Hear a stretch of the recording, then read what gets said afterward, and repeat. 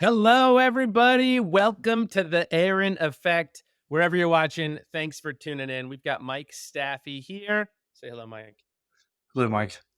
Here he is. We're going to be talking today about ERIN's 2024 white paper, where Mike, tell us how many millions of people engaged. This is 1.1 million referrals last year alone with 750,000 users. We're going to get into all that here in a second. Incredible numbers. So thanks for tuning in. This is a little bit different than the regular webinar things that happen out here. We're going to pull up some live chats right here on the screen. I'll be calling those out. And welcome to the show here, everybody. Thank you, Evan White. And you did not like my hello, Mike joke, but I'll move on past that.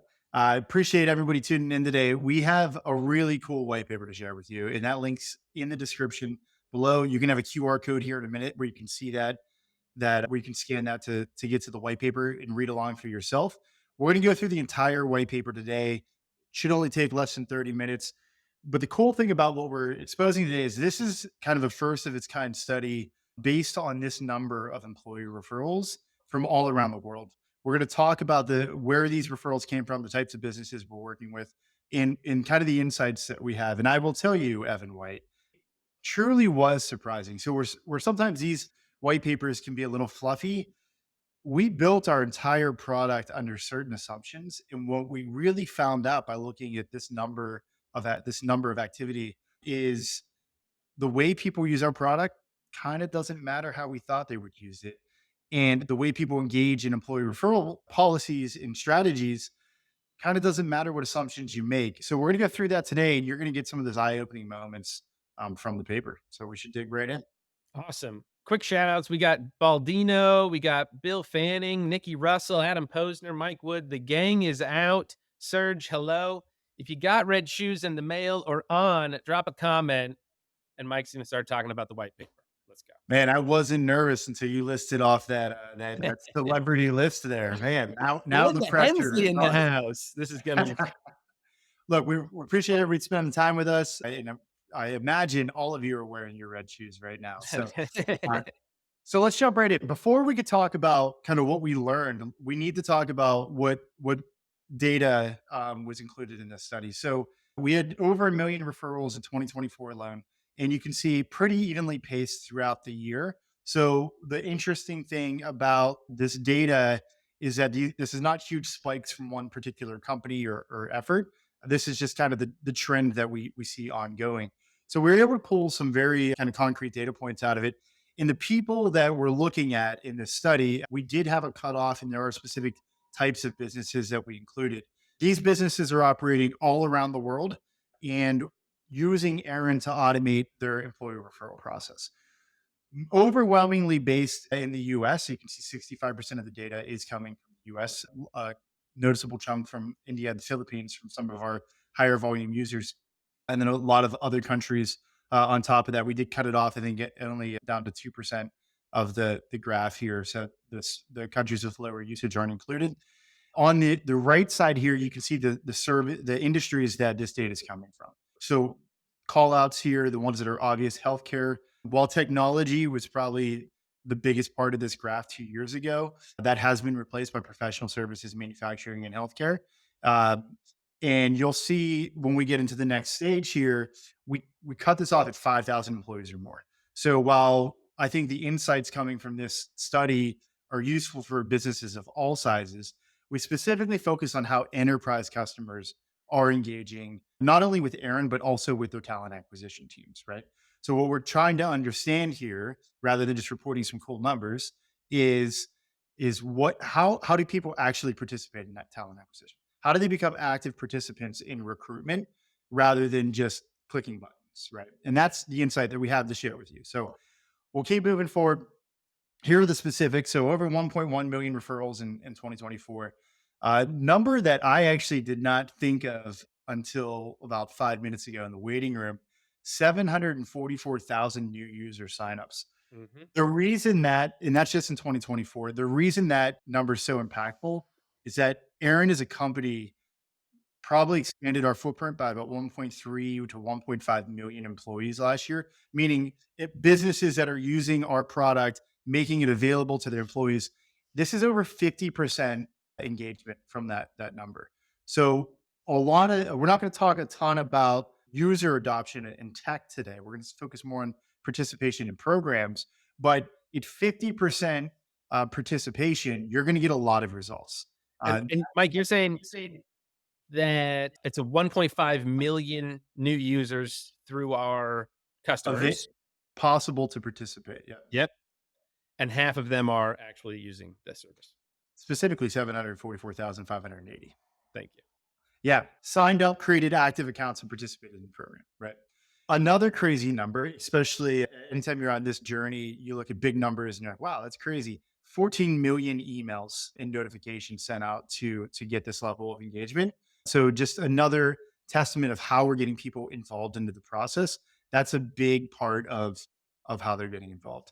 As I mentioned, 5,000 employees and over. So let's get right into some of the data and some quick background. When you're using a product like ERIN at your business, there's several ways people can participate. They can text referrals in, they can use the mobile app, they can use the web app. They can also send referrals in several ways as well, to email addresses, social media, text messaging. I'd say this is probably one of the most surprising things that came out of this study, which is ERIN from day one was a mobile first business, right? And that means web app, mobile app. We wanted people to use it on their phone. We wanted them to Even in the engage with URL. us.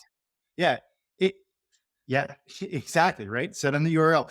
Now, here's the thing: when you send a referral to your friend, or when you say, "Hey, check out this job," you can send it by email, text, or social media share. Surprisingly, only 10% of those went to phone numbers, right? And you're going to see a little bit about why that is when we talk about the devices that people are using to participate. So, for example, when you're using your phone, you can add somebody right from your phone book. The assumption that we made is that people had phone numbers more than emails. And there's a few reasons why that's not actually the case. But overwhelmingly, 55% of all referrals submitted out of this 1.1 million Come went from to an email address. They were submitted to an email address. Now, social media share, I think, fell into a spot that we kind of all expected, which is 30% of all referrals were done through a share link. So this is posting it on LinkedIn, Facebook, adding it to a TikTok video. This is a copy paste, blasting it out. Another surprising number, general evergreen recs, general referrals, however you want to call them, only 2% of all referrals were submitted to kind of categories of jobs compared to directly to a specific job. Another surprising thing here. So So, people are sharing specific jobs with people at generally through email. yeah, like they're typing their email addresses in and hitting Yep. send. Yep. That's So that's how they're it's thinking about their own network. They've looked through the job rec.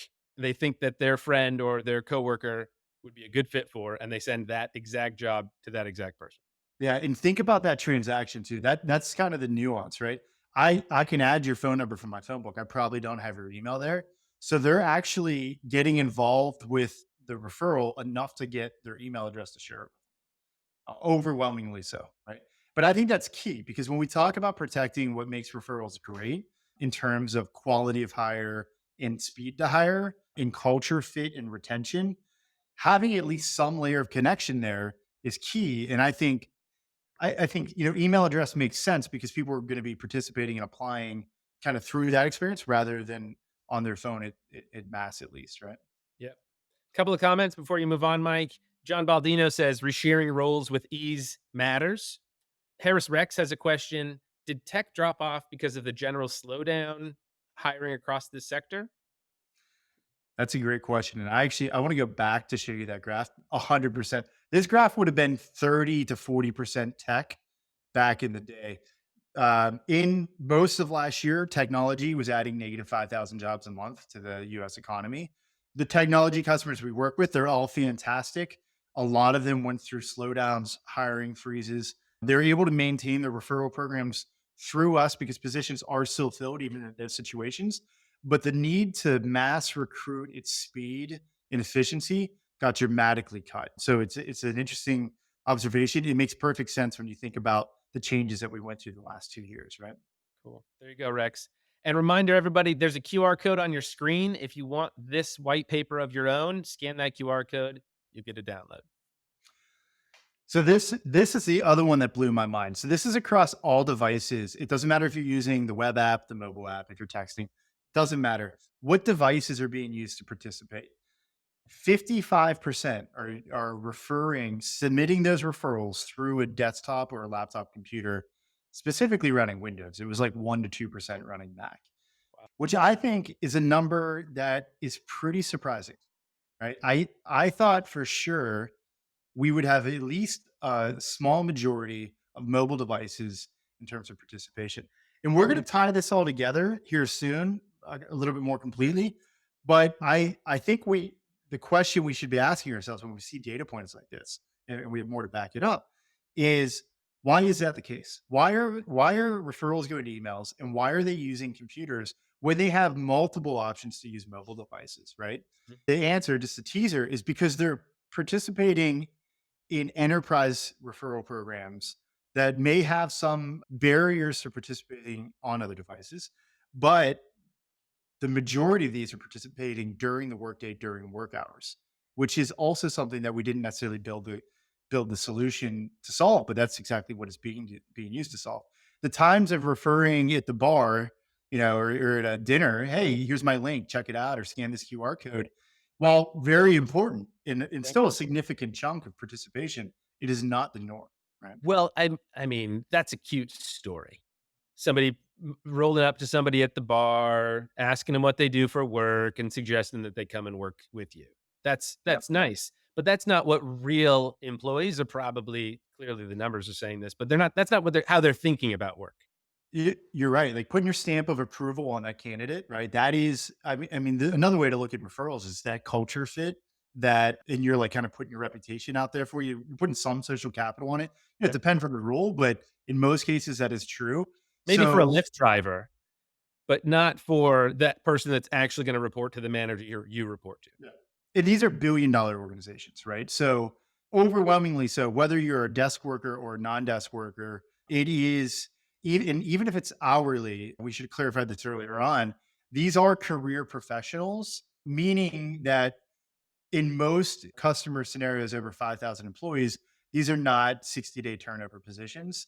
These are jobs that you're measuring average tenure at least in years, right? Yep. Another Cool. quick question on this slide here. 1 in 4 using the mobile app. Do you expect this number to go up over time? Yeah, look, the mobile app it's always been a strong marketing play, right? So the reason that you need to have so many different ways of participating with your employees because you have to meet them where they are. Your power users will use the mobile app, and we know that because we've seen people break it with 600 plus referrals on a single for a single user, right? So when like the page can't load on the mobile app anymore, we have to question like how we even got to that spot. So your power users that are basically treating this like a bank account, they have 100% are using the mobile app, and we could see that because out of their 755,000 users, over 200,000 of them are monthly active users on the mobile app, which again is a surprising stat. It makes perfect sense that just going to a dedicated URL is the way people are mostly participating, but the fact that a measurable percentage, over 25%, are using the mobile app in that capacity, and not all of our customers have the mobile app. That's the other point here. When they have that available, that's it's important to think about what would those 1 out of 4 users be doing if you didn't have that option. So it's a cool observation, and again, we tie that back to our strongest users in kind of our highest paid referrers, right? I would just add to that that so before I came to this industry, I did a lot of consumer tech. And if you have a mobile app getting 200,000 monthly active users, you're doing great. So the Yeah, fact that this mobile app has that many people moving through the app on a monthly basis, I mean, it's it's just got to grow over time. cool stat. Definitely a cool stat. Yeah. So to answer the question specifically, yeah, it does grow with them. Like I said, not all customers rule that out, but it's a great additional way to really put yourself out there as like, hey, participate the way you want to participate. So I think probably more important than anything, I mean, so what we covered is how are people participating? So what devices are they using? How are they sending these referrals? How are they engaging with talent acquisition? But what's happening with these? Because not all referrals are created equal. And we need to think about the funnel, right? Again, large businesses, billion-dollar organizations, at least 5,000 employees in each organization. Some of these organizations have hundreds of thousands of referrals over their time with us. Others have thousands of referrals. But either way, there's a level of noise that definitely needs to be cut through. So the stat we're most proud of is over 1 in 10 are hires, right? Which holds true if you're familiar with our product. We have a concept called the ERIN rule of 10, where essentially of 10 referrals, 8 of them are, or 10 unique candidates, I should say, 8 of them turn into accepted referrals, meaning they've responded to it. 6 of them actually apply in the applicant tracking system, and then 1 of them is hired. And we're seeing that hold true through these percentages when we look at last year, right? So about 13% of all submitted referrals were hired for roles. And that's a great stat, especially when you're comparing this to other channels that you have within the organization. Most people that are participating in job boards, especially in healthcare, you're looking around 55 to 60 applicants per hire on a job board, right? Where Mhm. you're looking about 10 per hire on a the Aaron referral platform. So it's that's one measure of quality, right? So less candidates noise coming in, but even in getting the hires out of it, but even of the ones coming in, there's still a bunch you should not waste your time talking to be honest, right? So if most organizations would not be reaching out to every referral that is submitted, that is very rare, at least in the perspective that we have. What they're looking at are the ones that actually apply for the job. So if you look at this funnel, 87% are accepting. That means right away you have 13% that are not even responding to the invite to apply, right? And then from there is a barrier between acceptance and finishing an application. It's dropping another 20%. So only 67% of all referrals actually finish an application in the system. Another way to think about this for your organization is that 33% of the referrals made are not worth talking to, right? I was Now, just gonna ask that. At what point does the in-house recruiter's job start? It's the applied. 100%. It apply because now they're showing in the applicant tracking system, right? Yep. And at that point, in our product, they will be moved along through normal channels in the ATS, fully automated based on how you manage them in the ATS. So we're syncing back to Aaron to update their status in our product. So exactly right. Like that's 33% of even the best funnel you have. 33% of them, a third of it, shouldn't even be talked to. Right. Now we do have some. Now you're going to have that information depending on what part of the world you're in any compliance and privacy issues you have. You're going to be able to still see a lot of that data and participate with them if you'd like, but overwhelmingly so, our customers are not engaging with that initial top of funnel. They're only focusing on the second half of the funnel. Think about the hundreds of thousands of hours that saves each organization. Immediately. Oh, on implementation. Yeah, I mean, look at the one stat on this screen: 1 in 10 decline. Like 1 in 10 don't even want to talk to you, right? So they're telling you, "Hey, it's cool, thank you, but I'm not interested." Right Yeah. now, here's not. I would say this isn't surprising, but I was surprised at kind of how strong the number was. If you recall the earlier screen, 30% of all referrals were social media. So this is, hey, we're hiring, check out this link. 14% of the hires are coming from social media. So that means the quality is basically getting cut in half, right? It makes sense. You're blasting it out. You're not doing that vetting of, hey, what's your email? I'd love to refer you to this one particular role. You're just auto blasting this out. Hey, we're hiring, check it out. So you're going to get volume from that, but we can see here that not all referrals are created equal. Social media referrals do convert less. So if we applied this funnel to that metric alone, it would be twice as much noise if that's where all the referrals are coming from. Yeah. A couple more But things it is from the chat here, absolutely, Mike. yeah. We got some stats from Silk Road study that say LinkedIn hiring averages 1 in 20 submissions result into a hire. That's a cool set. I did not know that one, but we still got to beat. I mean, and then next we got a question: how much time and money are saved processing job board applications versus referrals? Yeah, and I think that's something that all businesses should reflect on, which is how much time do we spend on either the 55 candidates that came from the job board that aren't going to get hired, or in this case, the 19 candidates that came from LinkedIn that aren't going to get hired, or even in Aaron's case, the 3 or the 9 that aren't going to get hired here. So our whole process is automation, right? So what Aaron actually sells into enterprise is full automation. all the manual work managing this part of your funnel goes away. So I don't want to turn this into a sales pitch, but that's where we provide value to our customers is that we're turning this into a larger part of their funnel and then automating that 100%. So it's like a 90 to 95% reduction in overhead. Awesome. All right, let's keep this thing moving. People got things to do today. Keep it rolling. I know. Everybody's coffee's just start wearing out. What happened to the people that didn't make it, right? Like what when they don't come in? And this is another stat that I think we're super proud of here. And the number is a little small on my screen, but 200,000 of these referrals were deemed ineligible for bonus. Um, so think about that from an organization standpoint. Of a million referrals, 20% of all the referrals coming into your organization are not supposed to be paid for one reason or another. That's pretty wild. So how you're doing that today without Aaron is that you have to manage that. You have to put manpower behind it to say, is every of all the 10 that came in, are all of them eligible? What makes them ineligible? And they got to check that. We're 20%. We know we're going to get flagged as ineligible, and you should not pay money for the referral. That's what we're doing automatically for our customers here. Awesome. I have a sneeze coming up. So excuse me. We'll edit that one out. Yeah, we're gonna edit that one out post recording here. We're coming up on the half hour. I want to talk about a few more quick things here. We've got about 10 more minutes, you guys, if you could bear with us. Please fire away your questions. We talked about like why are these trends happening? And so we can't just look at data and say, oh, that's how it is. I think it's really important to think about why are most people using work devices in referring to email addresses.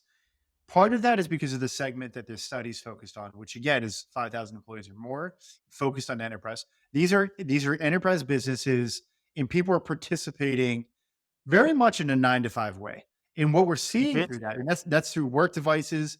That's because they have restrictions in place on how you use other devices, how you authenticate in other devices.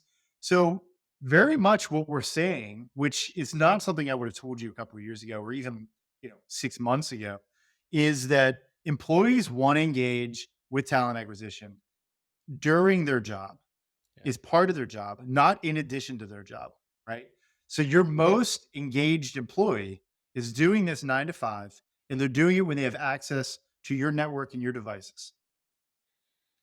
Shocking. I mean, I 100% would have thought that mobile devices would have, in the ease of text messages or mobile access would make that not a true statement, but that is a true They statement. they When we view look at this as part of their job. Yep. They're recruiting on behalf of their company and their management. This is their job. They're going to get bonused out on it. Question coming in from Serge actually on referrals. When should we leverage paid referral versus non-paid? Great question. Without getting too far into the weeds, the most successful programs do have an incentive for all jobs. It doesn't have to be the biggest incentive, but the most successful ones do provide some incentive. It could even be $25 gift card, right? It doesn't have to be $1,000 bonus. But the key is how much you should were truly incentivize. And that's usually by role and difficulty to fill. $1,000 bonus often gets you the same result as a $1,500 bonus. And we know that a $3,000 bonus gets you the same result as a $5,000 bonus. So that's where you can really kind of zero this in on how much you should be paying. Now we do have customers that have actually more than I would that I feel comfortable with jobs without bonuses, and they still have lots of participation just because they've made it easier. And these are employees that truly want to get their contacts a job somewhere. So participation will go up through ease of use. But the best referring programs in the world do have an incentive on every job. So the answer is put an incentive on your jobs, and Mike knows these stats because Aaron is bonused out over $500 million to people. That's a good stat that we did not put Half in here. a billion dollars in bonuses. Wild, right? We have seen $500 million come through our product. We're actually on track. That trend has doubled in the last year, especially with our continued international expansion. We're on track to do a billion by the end of the year, which is pretty. Give it up in the chat, folks. Yeah, thank you. Note that our pricing model does not include a percentage of submissions or payments. All right, let's moving through. Yeah, wrapping it up here, there's a few things we want to keep in mind. So now we know how people are participating, and we just need to acknowledge that as part of our policies, right? So the most useful thing I think, Aaron customers listening to this, future Aaron customers, and then just people that also just want to have rockstar referral programs, it's Like, how do you meet your employees where they are? So obviously, ease of use is top of mind for everybody. They're not going to your job board today, and you really just need to ask yourself why that's happening. But keeping them in the loop, this proactive participation. What you don't want is to put the work on the candidates. That's a huge mistake. We've had a few customers do it. It does not go well. They can't be adding who referred them as part of the submission. You need your employee participating. That's what's giving you a good quality referral, not an afterthought of a referral for somebody just trying to get paid. That comes through tons of engagement tactic. And specifically, you saw the 14 million notifications that we sent out last year to keep people in the loop, to keep them involved, to keep them thinking about it. You need team communication. You need to get this down to a team level. When you're a $1 billion organization, they don't care about the jobs in other countries or in other departments. So the more you could drive this down to essentially the manager level to get them excited and driving it to their teams, the more successful you will be. And there's easy ways to do that through signs, through email notifications, etc. As we've pointed out several times here, the biggest kind of insight that we can pull from this is that time of day and work style matter. Even for our nurses, they're referring during the day. They're referring heavily from laptop computers, even though they don't use a laptop computer. They have shared devices, right? They use their phone. So we're seeing these trends that are kind of in spite of this mobile play that we've pushed for years, which is your employees are going to refer during the workday on work devices, right? Industry specific patterns. We're talking very broad strokes here right now, but there is a difference per industry on how your employees are going to participate and how you get them to start even thinking about referrals. So you need to keep in mind kind of your employee type and the industry that you're in. Obviously, we talked about there was a great question about the right incentives. You need to have the right incentives. You need to make it easy for them to jump in as well. Wrapping it up here, and then we'll end with any final questions that you have. You need the sharing tools, right? So you're going to see generational divides. You're going to see industry divides. You're going to see worker type divides in terms of how they refer. And although social sharing does convert at a lower quality than direct referrals, as we've seen here, it's a critical part of the offering. Not only because you will get submissions and you will get hires, but it's also you need to meet your employees where they're at. If they see this as too difficult, they're not going to participate. So you need those share links, you need the integrations. If you're international and you're not integrated with WhatsApp, you're not going to make it, right? So those are the things you need to be thinking about. Non-monetary incentives are a great way for people to kind of fill the gaps when their teams are restricted on budget or what they can offer, especially in certain industries that have compliance restrictions, right? So offering non-monetary rewards, gamifying the experience is critical here as well. We talked about narrowing this into your strategy. You know, the person on the manufacturing floor is going to engage very differently than the person in the corporate team, right? In the office building. So you need to keep that in mind on how you get them in, how you reward them, and how they can continue to participate in the program. That using data, you can't just implement something and say it's great. We have a concept here called relaunching. You launch, you look at the data, you launch again. You take what's working, you apply it to other parts of the org. You take what's not working and get rid of it, right? So you need to constantly be looking at data. I'm very excited to announce, and the email just went out today. We have some enterprise dashboards and custom reporting coming out to further support our customers in making decisions, not just kind of flailing and hoping the policy works out of the box, right? I think that one might need to be our next Aaron Effect Live. I love that. The data, the core of every successful employer program. Huh? Right? It's Right. got a ring to it. And mobile optimization. So, look, the mobile app is a great add on to our core offering. Our most successful customers do have it in place. They're sourcing a fourth of their referrals from it. Their power users embrace it.